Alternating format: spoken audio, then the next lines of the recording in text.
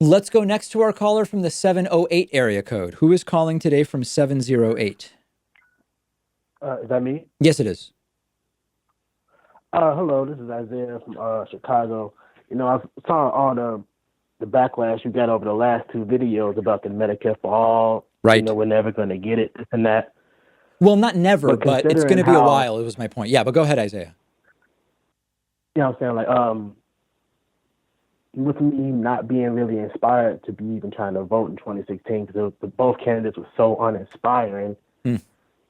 and as with me, more so with millions of people around, like we feel like it's a realistic change with voting for Bernie because of the things that he has promised that seem so much realistic. So if, with the damper of the fact that we would never get it, do you feel that that would like turn voters off from getting into the trying to vote for Bernie? No, my hope would be that it would actually get people to do more than just go out and vote for Bernie, in the sense that if you recognize that there's going to be way more to the fight for Medicare for all than just electing Bernie, for example, that it's going to be about, someone emailed me and they said, David, even if we take the Senate and we get 60 votes, if only 10% defect and say we don't want Medicare for all, it still wouldn't pass. And so that's why this is going to be a much bigger fight.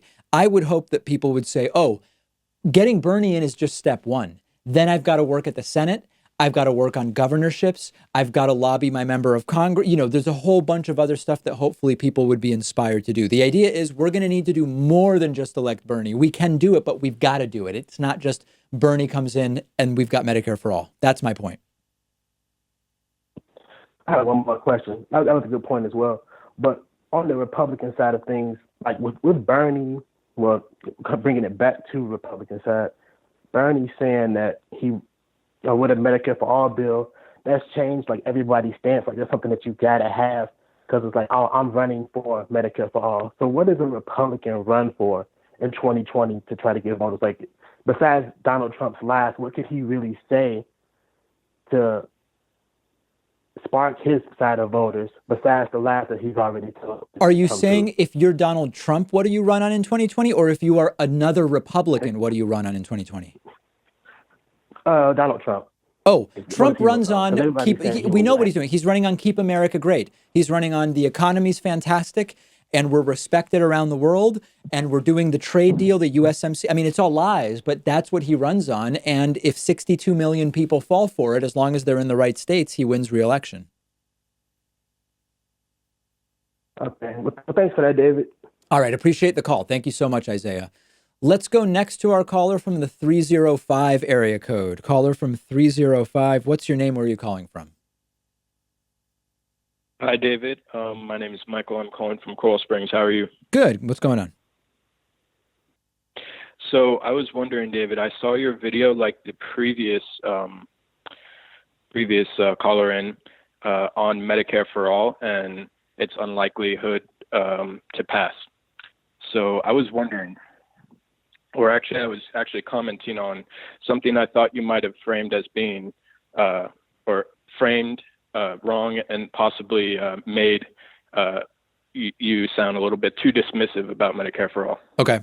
So that is I was wondering, is it not true that Medicare for all does not seek to ban private insurance, but the main operation of private insurance or private health care insurance in this economy, which is duplicative care, what it would be actually banned? I know that came out really wrong, but No, do you you're understand what completely I'm right.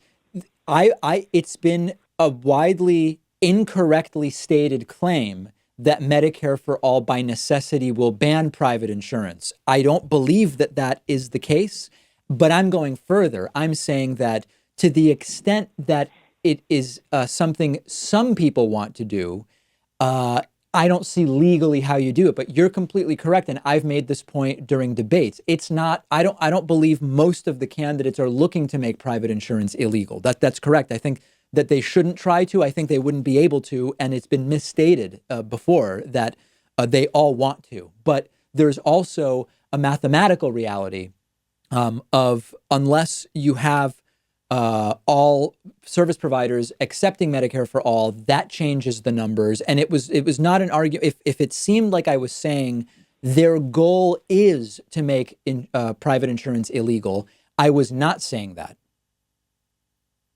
Thank you so much, David. That is exactly what I thought. Now, I appreciate you clearing that up.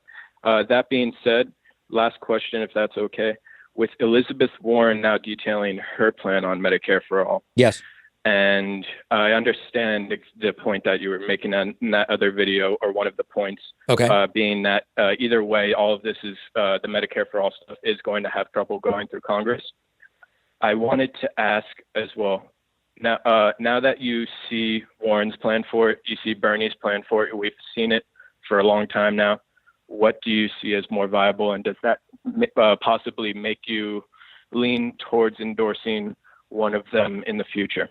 I don't see either of the plans as politically more or less viable, because I've already pointed out, much to the dismay of many in my audience, that in either case, in either configuration, politically, it will be a huge hill to overcome. I believe that Elizabeth Warren's cost assessments were more unrealistic than Bernie's. I have a problem with the way Bernie is assessing predicted costs, but I think Elizabeth Warren is even more off the mark with it. But they are, big picture, they are pretty similar plans in terms of what it would cost and what would be included. The difference is how Elizabeth Warren would pay for it. There are some differences there, but we've got a long video about this, which I encourage you to check out. All right. Thank you so much, David. All right. Appreciate the call. Thank you. You too. Great to hear from you.